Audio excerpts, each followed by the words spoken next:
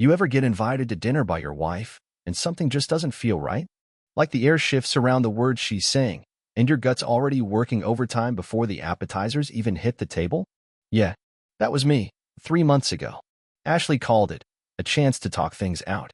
That should have been the first red flag, but I was still playing husband of the year, the guy who believed in second chances even after the love letters stopped and the perfume changed. We met at a cozy bistro downtown, the kind with overpriced wine and dim lighting, perfect for romantic betrayal or a crime thriller. She was already seated. So was he. Chase Donovan. The name alone could sprain your jaw from clenching. She called him a colleague from work. I called him the guy who wore too much cologne and smiled like he was auditioning to replace my wedding ring. I pulled out the chair across from them, feeling like I just walked into a bad improv skit. Ashley gave me that polished smile, the kind that doesn't quite reach the eyes. "This is Chase," she said sweetly. "You've heard me mention him." Mention him? He was practically the third person in our marriage by then. He extended a hand like we were two poker players about to start the final round. I didn't shake it. I nodded. That was enough. Then he said it. "I'll make this simple." Chase leaned forward, eyes locked on mine. "You've got two options. Leave quietly, or face me like a man." I remember blinking. Just once. Then smiling. Just once. "Whole teeth or in pieces?" I asked. That's when the table met his face, and the wine met Ashley's white blouse. And that, my friend, was the beginning of the end. Or so I thought. Turns out, it was just the overture. You know how dogs can sense an earthquake before it hits? Well, turns out, houses can too, especially the ones where love used to live. I came home from that dinner like a man who just walked through a battlefield barefoot. Blood still drying on my knuckles, pride somewhere in my shoe, and betrayal humming in my ears like a bad chorus. The house was quiet. Too quiet. That should have been my second clue. Ashley wasn't home yet. Or maybe she was. Hard to say. She was good at making herself invisible unless she needed a witness or a punching bag for her self-justification. I walked through the hallway, past the framed wedding photo we both stopped noticing 5 years ago, and straight into the bedroom. The bed was made. Perfectly. Ashley never made the bed. Corners tucked like a hotel maid on caffeine. Pillows fluffed like we were expecting royalty. That's when it hit me, the same way truth always does. Cold, heavy, and 2 steps too late. I checked the closet. Her stuff was still there. So was the suitcase she'd bought for that work trip to Sacramento. But something felt off. Then I found the heels. Red. Expensive. Definitely not something she wore around me. They weren't in their usual graveyard at the bottom of the closet. They were out, displayed like a trophy on the shelf. I opened her vanity drawer. The tablet was there. Unlocked. I shouldn't have looked. But when your marriage is on fire, you stop worrying about the privacy of ashes. First photo? Her. Barely dressed. Hotel mirror. Date stamped last weekend. The same weekend she was supposedly at a baby shower. Next. Chase. Shirtless. Toothbrush in hand. Swipe after swipe, the story unfolded. Messages. Selfies. One where she called him daddy. I didn't yell. Didn't punch a wall. Didn't throw the tablet. I just sat there, on our stupid, perfectly made bed, and stared at the last message she'd sent him. He still thinks we're just in a rough patch. Per baby. Per baby. Yeah, that line stayed with me longer than the bruises on Chase's face. I wasn't always the kind of guy who snooped. But betrayal has a way of turning Boy Scouts into bloodhounds. And after that night, Ashley's smirk, Chase's smug silence, and the scent of lies thicken our sheets, I realized I needed more than a gut feeling. I needed proof. So I built a folder. Not the digital kind. No password-protected file with a clever name like Taxes 2018. No, this was old school. Manila. Thick. Tucked in the back of my nightstand under a pile of birthday cards and unused charger cables. Every receipt she couldn't explain? Filed. Every photo I screenshotted from that tablet before she changed her passcode? Printed. Every bank charge from a hotel we'd never visited together? Highlighted in yellow like a high school textbook. And the messages? I had them too. Chase bragging to one of Ashley's friends, because apparently discretion's for cowards. Stealing her from that loser husband was easier than taking candy from a coma patient. Bold words for a man who folds after one punch. Ashley had no idea I'd been collecting this stuff for months. I didn't want to believe I'd need it. But you don't build an umbrella for sunny days. You build it for the storm you hope never comes. Well, it came. And now, I had the lightning in a folder. The moment she waltzed into our house the next day, wearing sunglasses indoors like she was hiding from consequence. I handed her the folder like it was the morning paper. "What's this?" she asked, flipping it open like she expected coupons. She didn't laugh when she saw the contents. Her smirk collapsed somewhere around the second hotel receipt. By the time she got to the photo of her giggling into Chase's chest in a dim bar in Reno, her hands were shaking. "Where did you get all this?" she asked, voice smaller than I'd heard in years. "Does it matter?" I said. "You left the truth lying around. I just picked it up." She opened her mouth, probably to lie. But nothing came out. Just silence. That's when I walked out. Not from the house. From the marriage. From her. I had my next move planned. There's a kind of silence that hangs heavy in a law office. Not the peaceful kind. The waiting room kind, where emotions marinate in carpet cleaner and quiet ticking clocks.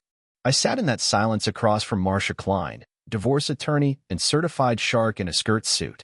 She peered at me over her glasses like I was a piece of unshot steak. "So, Mr. Logan Grant," she said, flipping open my file. "Married 12 years. No kids. No prenup. And this," she tapped the manila folder I'd handed her, "is either a golden ticket or a guided missile." I didn't blink. "Both." She gave a dry chuckle. "I like you already." Marcia had a voice like gravel and a pen that moved faster than I could think. As she skimmed the documents, her expression went from amused to impressed to mildly bloodthirsty. "I've seen affairs before. But this," she held up a screenshot of Ashley and Chase in their little hotel escapade, time-stamped and smiling like they were filming a toothpaste ad. "This is an emotional war crime." I nodded. "Thought so." She flipped a few more pages, then looked up. "How public do you want this?" That question hit me like a cold breeze through a broken window.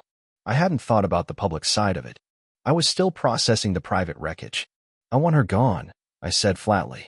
"I want my name off anything we shared.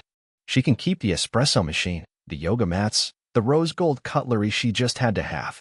But the house? That's mine. And the savings? I want my half down to the last penny." Marcia leaned back, folding her hands. "We can do that. You've got leverage. But let me give you the playbook." She laid it out with surgical precision. First, the petition. Quietly filed, no fanfare. Served at work if possible, because Ashley liked appearances, and having a court document handed to her in front of her team would rattle her ego like a snow globe. Second, the assets. Everything tied to our names was going under the microscope. I gave Marcia the full list: joint accounts, car titles, the equity in the house. She nodded and jotted down numbers with all the enthusiasm of a blackjack dealer on overtime. Third, and here's where she smirked like a wolf spotting a limp deer, the restraining order. "Against Chase," she said. "Not because he's dangerous, though your story makes it tempting, but because it'll limit contact and appearances. Plus, it sends a message." I raised an eyebrow. "That I'm the victim?" "No," she said, "that you're done playing games." By the end of the hour, I was staring at the first draft of my new future. It was cold, clean, and devastating, just like I needed it to be. I stood up, shook Marcia's hand, and slid my sunglasses on. "What's next?" She smiled. "Now? You get a haircut, a new suit, and you walk into your life like it's a comeback tour." I didn't go home after the meeting. I couldn't stand the smell of her perfume lingering in the hallway. I booked a room at a business hotel downtown, tossed my overnight bag onto the bed, and just stood there for a minute, letting it all wash over me. I wasn't the guy who got cheated on anymore. I was the guy who was about to make a comeback. The next morning, I watched the notification pop up on my phone. "Ashley Grant has been served." I almost laughed out loud in the hotel lobby. It felt like poetic justice wrapped in legal paper. But that wasn't the best part. Later that afternoon, I got a call. "Logan." The voice was tight. Angry. "Ashley."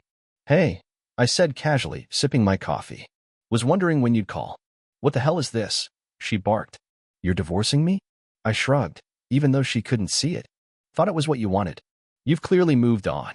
"I'm just catching up." "You served me at work, Logan. In front of my boss. Do you know how humiliating that was?" "Oh, so now humiliation's a problem?" I said. "That's funny.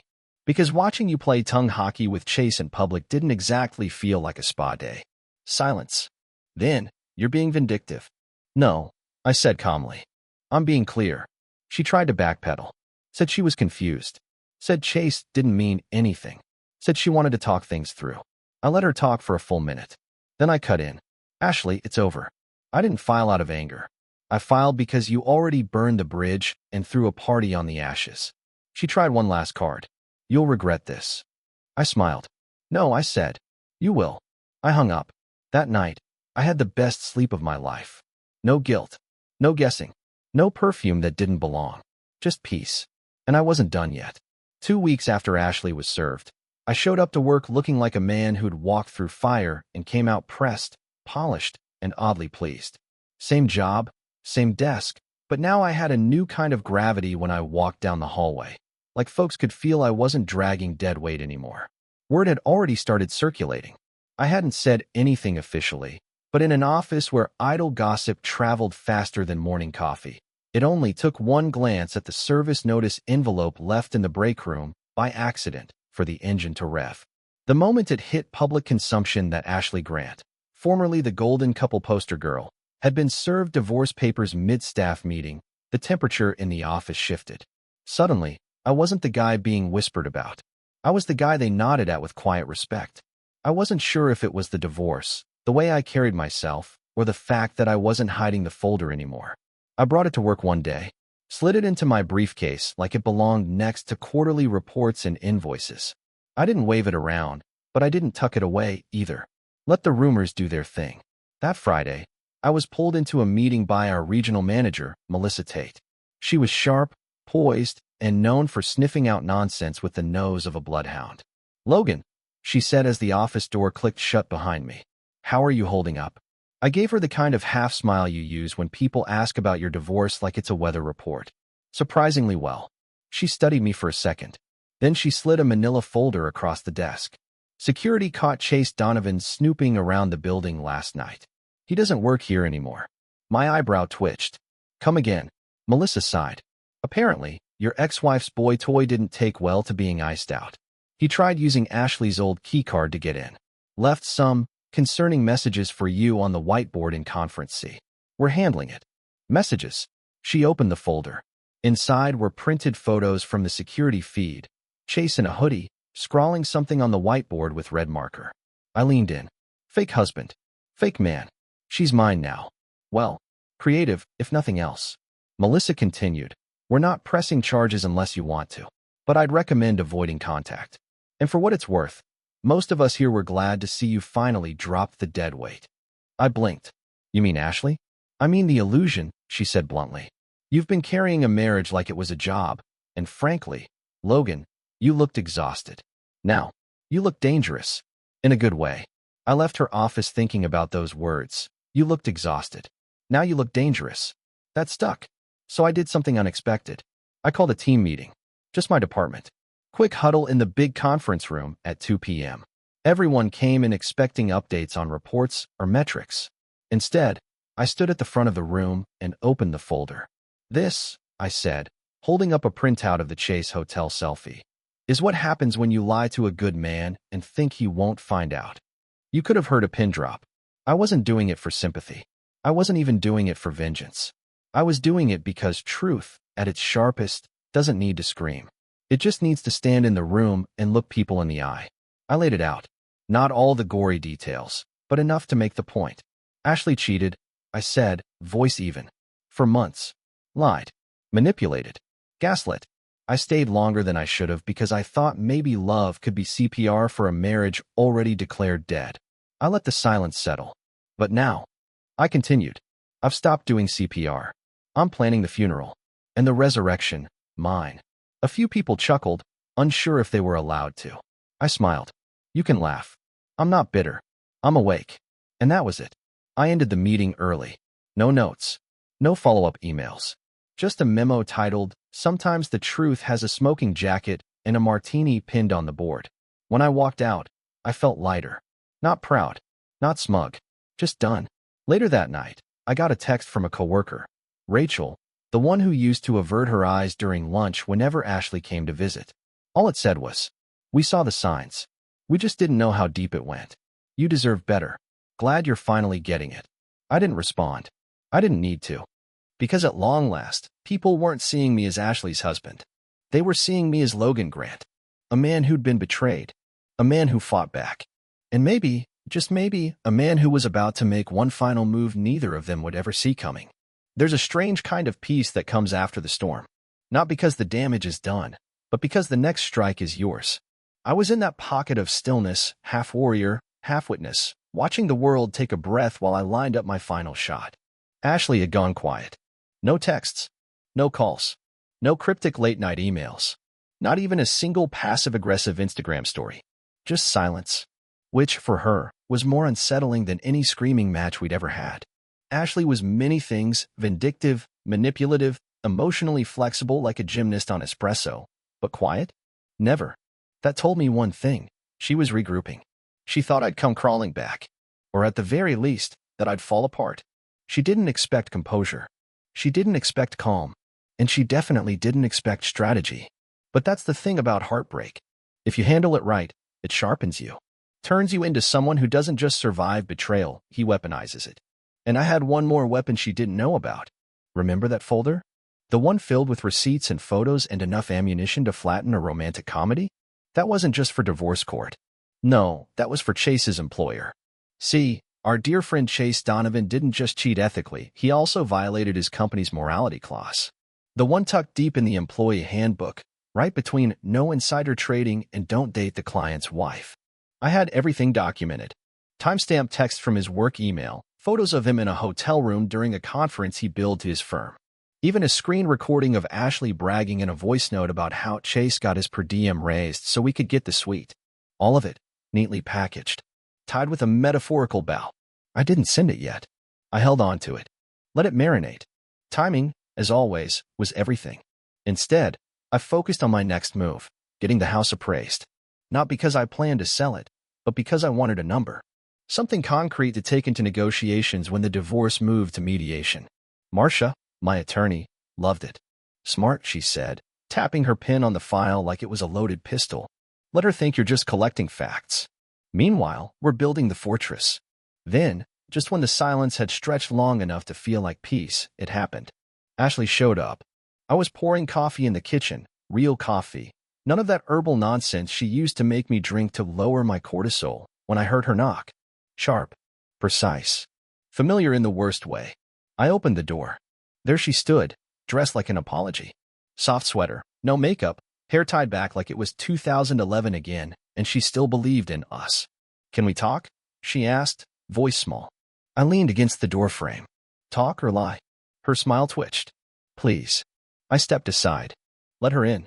Because sometimes, you let the storm walk in just to see what it wants to destroy next. She sat on the couch, crossed her legs, looked around the living room like it belonged to someone else now, and it did. She started. I didn't expect things to go this way. That makes two of us, I said, sipping my coffee. I thought maybe after the heat died down, we could work things out. Maybe therapy. A reset. She was serious. I almost laughed. Not because it was funny, but because it was her. Always assuming the damage wasn't permanent if she could just soften her voice and tilt her head the right way. I set the mug down, walked over, sat across from her. You cheated, Ashley. For months. Lied to my face. Mocked me behind my back. Made our life a punchline in some frat boy fairy tale. You don't come back from that with a reset. She blinked. But Chase says he's not. Don't. I cut in. Don't throw him under the bus now. You made your choices. Own them. She looked down. I didn't think you'd change so fast. I didn't either, I said. But turns out, hitting bottom clears the view. She nodded, slowly. Then her eyes narrowed, just a bit. So this is it? You're just moving on. Not just, I said. I'm moving through. And when I get to the other side, I'm going to make sure every bit of this betrayal was worth something. She stood. The softness was gone. Her voice snapped back into its usual blade. You're vindictive. I smiled. No. I'm methodical. She left without another word. And I knew what came next. The counterstrike. But it wouldn't come from me. Not yet. Because the next move wasn't mine to make. It was Chase's firm. And tomorrow, they'd be opening an envelope that would end his career with a click. Some men are born with charm. Others borrow it from cologne samples and rented cars. Chase Donovan was the latter, a walking haircut with a jawline he probably insured and a personality curated entirely from gym mirrors and reality TV quotes. He was smug. He was smooth. He was Ashley's great mistake. And today, he was unemployed. It all started with an envelope. I sent it by courier. No return address, no personal note. Just a fat, unmarked manila envelope hand-delivered to the offices of Reed and McMillan Financial, where Chase had recently been made junior partner, a title he wore like a rented tux, too proud to notice the tag still dangling.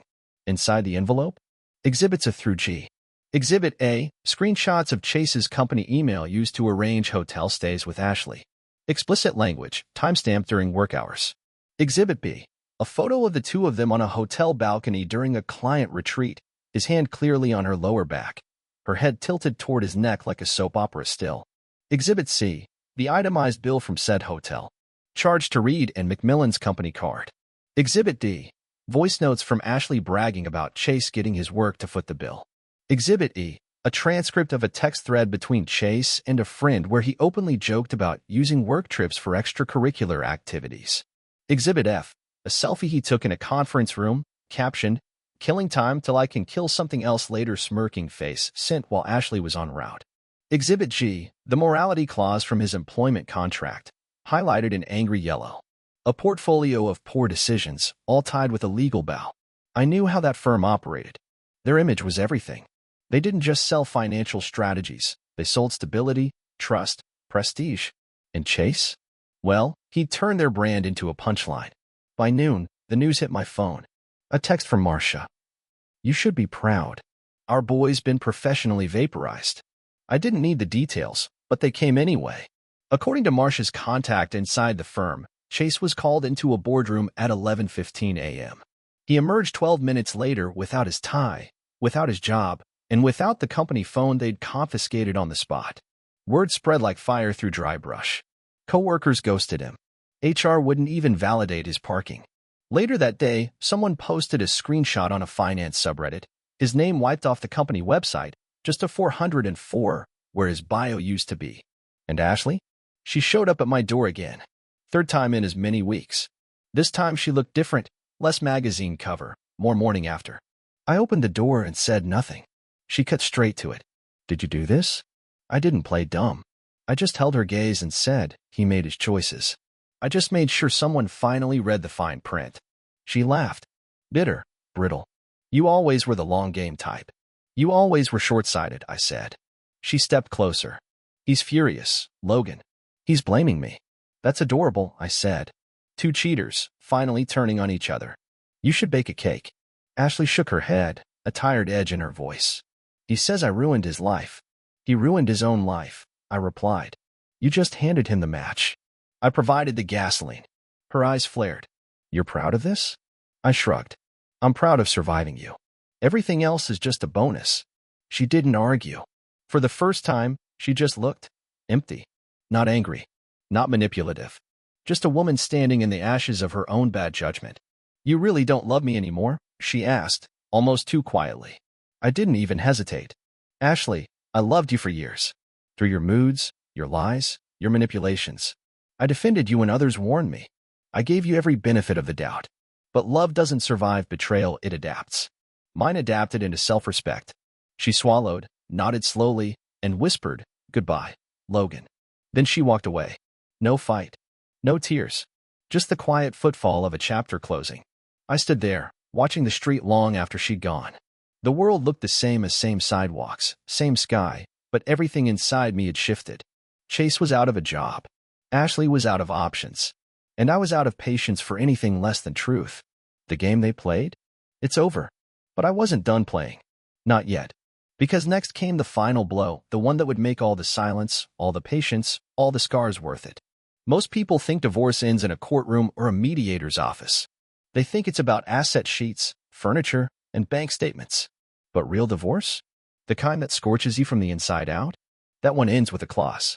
In our case, it was a clause buried in a document Ashley had forgotten she ever signed, a legacy clause attached to the deed of our home. Drafted back when we bought it. Back when she wanted to seem generous, romantic. Back when she thought love meant signing things without reading them. The clause was simple. In the event of divorce, the house goes to the spouse who did not violate the marital fidelity agreement, provided it can be proven. She had signed it. With a flourish. She even made a joke about how the only thing I'd ever cheat on is my kale diet. Well, joke's on her. I had proof. Mountains of it. Enough to build a second house on the ruins of our first. The clause meant she had no legal right to the house. None. It wasn't a matter of negotiation. It was a matter of documentation. When Marcia read it out loud during mediation, Ashley's jaw locked like a rusty hinge. "This is absurd," she whispered, red rising in her cheeks. Marcia smiled, flipping the paper for dramatic effect. "It's your signature. Date stamped. Witnessed. Notarized. Looks pretty unabsurd to me." Ashley looked to her lawyer, some poor soul who probably thought this would be a simple division of assets. He flipped through the papers like they might rewrite themselves. "That house is mine," Ashley hissed. "I picked the countertops. I designed the walk-in closet. And you invited your affair into our bed," I said flatly. "Your choice. My house." She looked at me then, not like an ex-wife, not like a woman betrayed, but like someone who just realized they'd lost the war while celebrating a battle. After mediation, she sent one more text. "Enjoy the house. But just remember, no one will love you like I did." To which I replied, "Exactly."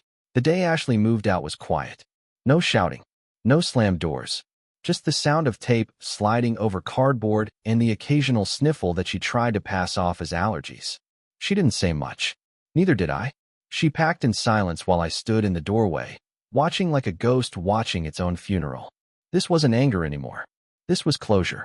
"You really loved me once," she said as she zipped her last suitcase shut. "I did," I said. She nodded. "I thought that would be enough." "It almost was," I admitted. "Until you reminded me it wasn't." She carried her last box to the car, paused at the door. "Do I get a goodbye?" I thought about it, then gave her the only one she'd earned. "Goodbye, Ashley." No hug. No look back. She drove off. No fanfare. No flames. Just the quiet crumbling of a delusion finally disassembled. I stood in the doorway of my house, in my silence, in my peace. And for the first time in months, I exhaled without bitterness. But there was one more thing left to do. 3 weeks later, I mailed a letter. Not to Ashley. To Chase. It wasn't a threat. It wasn't a rant. It was a statement. 1 page. Typed. "Chase, you once told me I had 2 options. Leave quietly, or face you like a man. I chose a third. I faced myself. I faced the truth. And I didn't leave. You did. Out of the job. Out of the relationship. Out of your illusion that men like me stay down. I want you to know, your actions didn't break me. They focused me. Ashley was a lesson. You were the footnote. I've rebuilt, restructured, and redefined what it means to be me. And the best part? I didn't have to throw a single punch to win. You lost everything trying to steal what you didn't earn. I still have everything I built, with none of the weight I once mistook for love. Logan, I sealed the envelope. Sent it first class. No return address. Let the silence speak for me. And with that, the story closed, not with vengeance, not with violence, but with clarity, and the quiet satisfaction of knowing that some wars are won not by fighting harder, but by walking away with your head held high and your house intact.